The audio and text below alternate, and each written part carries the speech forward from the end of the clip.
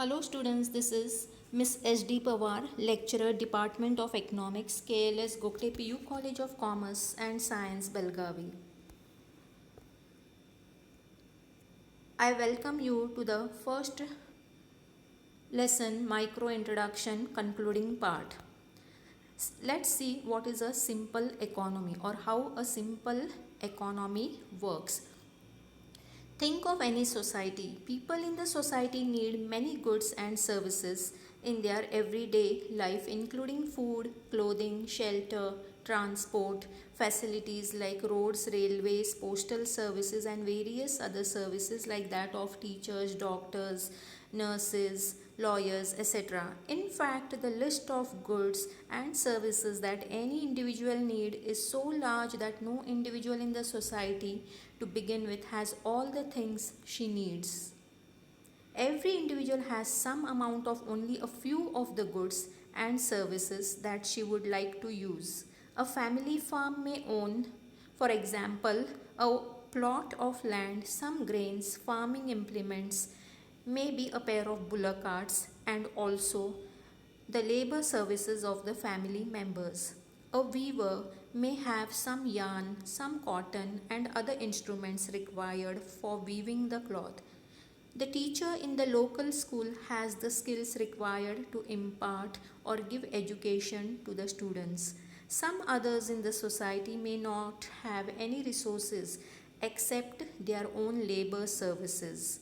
Each of these decision making units can produce some goods or services by using the limited resources that it has and use part of the produce to obtain the many other goods and services which it needs. For example, for example, the family farm can produce corn, use part of the produce for self-consumption purpose and procure or buy clothing, housing and various services in exchange for the rest of the produce. Similarly, the weaver can get the goods and services that she wants in exchange for the cloth she produces in her yarn. The teacher can earn some money by teaching the students in the school and use the money obtained for buying the goods and services that she wants. The laborer also can try to fulfill her needs by using whatever money she can earn by working for someone else. Thus, each individual can use her resources to fulfill her needs. It goes without saying that no individual has limited resources compared to her needs.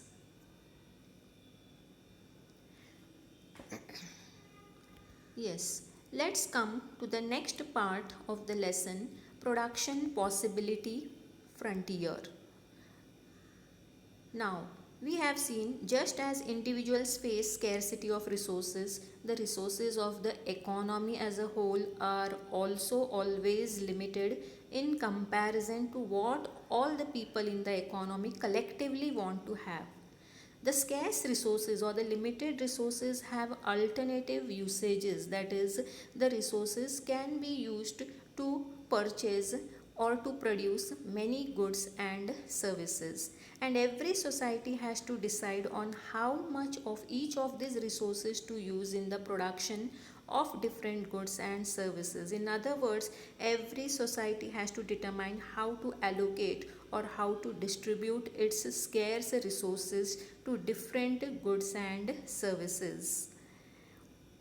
An allocation or distribution of scarce resources of the economy gives rise to the particular combination of different goods and services. Given the total amount of resources, it is possible to allocate the resources in many different ways and thereby achieving different mix of all possible goods and services. The collection of all the possible combination of goods and services that can be produced from a given amount of resources and a given stock of technological knowledge excuse me, technological knowledge is called production possibilities set of the economy. So before arriving to the possibility frontier, we see what is a production possibility set. That is, it is collection of different combination of goods that an economy can produce under the given scarce resources and under the given technology, and that is called as production possibility set of the economy. A table here shows example of production possibility set. Consider an economy which can produce corn or cotton. We need to take two examples of corn and cotton. Now, though the economy produces in reality many goods and services, we have to assume for our study purpose that economy can produce two goods and consumers also purchase two goods. Okay, so here the example of corn and cotton are taken, and the different possibilities are given here in the possibility set. See the chart, there are three columns: possibility, corn and cotton. Number of possibilities are A, B, C, D, E, and corn, the number of units of corn produced in possibility A, B, C, D are 0, 1, 2, 3, 4, and the number of cotton produced in the possibility A, B, C, D is 10, 9, 7, 4 and 0. Together corn and cotton produced by the economy is called as a bundle. So the different bundles of or the different combinations are possibility A, B, C, D, E. Now notice that in possibility A, if the economy produces 0 units of corn under the given limited resources and the given technology, the maximum cotton that can be produced is 10 units. If in the possibility B, if the economy produces 1 unit of corn, then 9 units of cotton can be produced. Now you see the cotton production has been reduced from 10 to 9 units, because when you start increasing the production of 1 unit, you will have to decrease the production of other units. That is because of scarcity of resources. So the different combinations or possibilities are 0, 10, 1, 9, 2, 7, 3, 4 and 4, 0. Here notice possibility A, that is maximum units of cotton 10 units can be produced if entire resources are used in production of cotton, and 0 units in corn. And possibility E, if entire resources are used in the production of corn, maximum of 4 units can be produced and 0 units of cotton can be 0 units of cotton is produced. So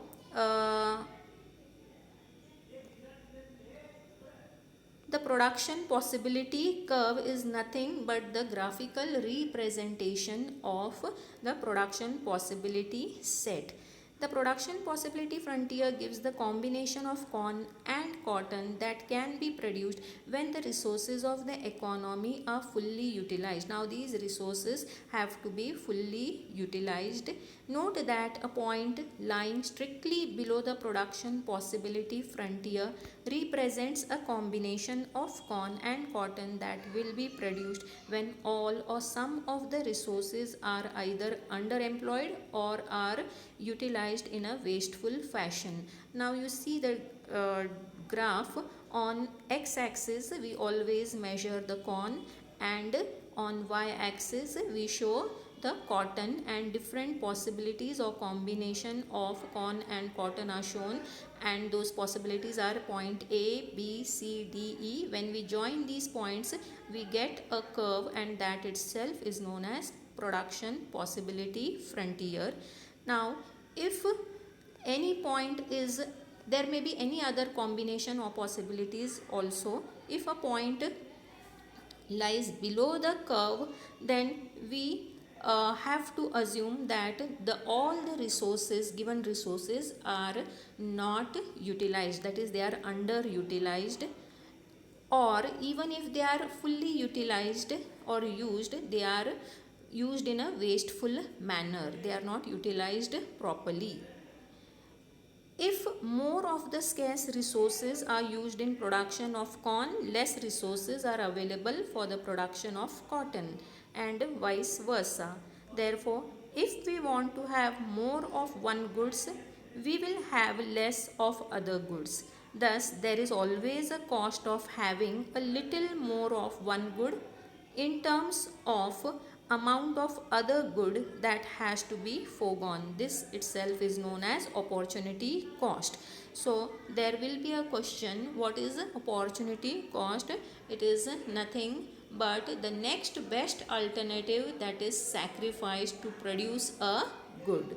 That is, if we are, as per our chart, if we are increase the production of corn from 0 to 1 2 3 4 units, we have to reduce the or we have to sacrifice the production of cotton, that is from 10 9 7 4 and to 0 units.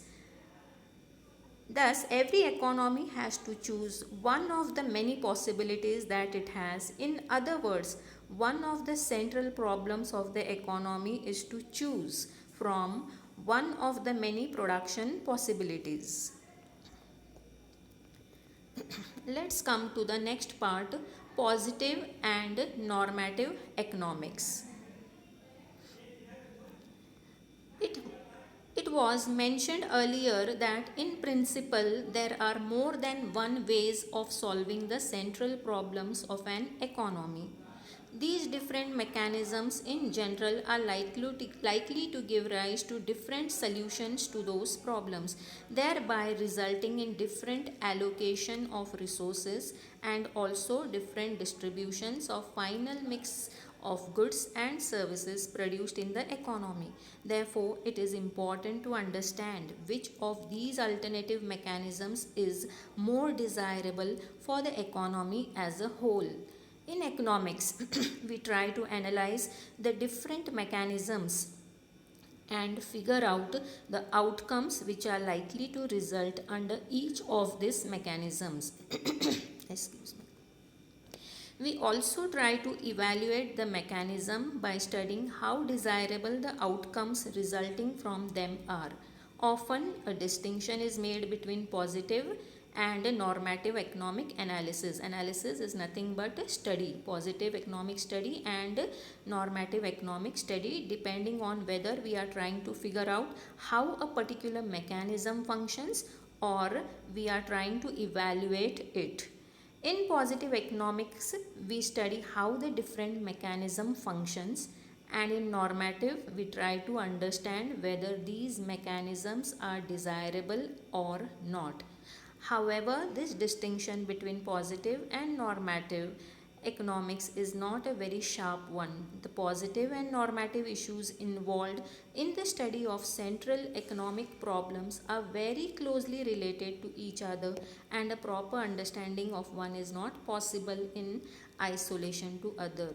In simple words, positive economics studies the facts of the economy as they are. Now, what are the facts of the economy? Now, facts of the economy means any events or any happenings that are taking place in the economy. Example, poverty is a fact that is taking place in the economy. Inequality of income is a fact. Population growth is a fact. So there are many issues or events taking place, and the positive economics studies these facts as they are. Normative economics studies, on the other part, the facts as they should be or as they ought to be. Now say positive says poverty, it has done research and it has found the fact that poverty exists in the country. Say 30% of the population is BPL population. that is a fact. It only studies the fact with through figures it finds out, and it studies why this poverty has occurred, that is it studies the causes of the poverty, and it finds out it finds out the causes of the poverty, and also tells the consequences or the effects, what will be the effect of that poverty in the country. So it only studies the cause and effect of the problem, whereas normative, it not only finds out the facts and figures, but it studies as they ought to be or should be. Now poverty is 30% of the people are BPL. This is not right. It discusses whether it is right or wrong. The figure should be less or more, and it if it says poverty is more, it will try to find out solutions for it. It tries to give solutions to it. It gives judgment. It criticizes a fact and tries to find solution to that problem, whereas positive economics only finds out the problems, the causes of the problem, the effect of the problem, whereas normative economics tries to find solutions to that problems. Okay, so positive economics is only light giving, or it only provides knowledge, or it provides information that a problem exists in the economy, whereas normative not only tries to find the problem, it studies the problem, it tries to find the solutions to the problem. So positive is only descriptive analysis. It is a descriptive study, that is it only describes the facts of the economy as they are, whereas normative economics is prescriptive analysis. It tries to prescribe, or it gives a solution to the problems of the economy. Now we may say which is more important, positive or normative. It is not like that, because one tries to study the functioning mechanism, that is it only studies how the process takes place, how the facts are happening, how they have happened and what are the causes. And normative tries to evaluate, it tries to study those facts and tries to find problems to the solution. Therefore both positive and normative economics are equally important. So for today we shall conclude, and this is the end of the first topic. Thank you.